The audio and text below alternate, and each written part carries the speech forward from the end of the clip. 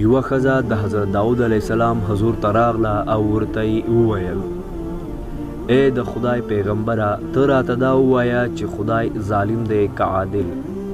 داود علیه السلام وفرمایل بېشکه چې خدای عادل دی هیڅ کله ظالم کیدی نشي.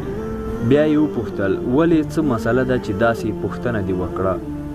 ښځې وویل زه کونډه یم، 3 لوڼې لرم، په خپل لاس دسمالونه رومالونه شیان جوړوم، بیا یې د ماشومانو لپاره خرڅوم تر څو وږي پاتې نشي. د شپې مې یو دسمال جوړ کړو، سهار چې کله بازار ته تلم خرڅوم یې، مرغۍ راغله راڅخه یې دسمال یووړ، اوس مې بچي وږي پاتې دي، دومره څه نشته چې بچي پرې ماړه کړم. ښځه لګیا وه خبرې کولې. د داود علیه السلام د کور دروازه وټکېده. حضرت داود علیه السلام ورغږ کړل هر څوک چې یې راځه راننوځه.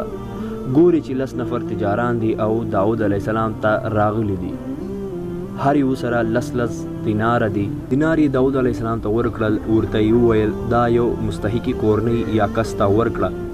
داود علیه السلام ترې وپوښتل د دې سرجمه دینارو علت څه شی دی چې ټولو یو دم راوایستل؟ تجارانو وویل موږ په یو لوی سفر روانو چې د دریاب څپې راغلې او زموږ کښتۍ کې ترز پیدا شو، یو کونج یې سوری شو. دې وخت کې مو یوه مرغۍ ولیده چې پښو کې دسمال دی او زموږ پر خوا یې راخوشی کړ.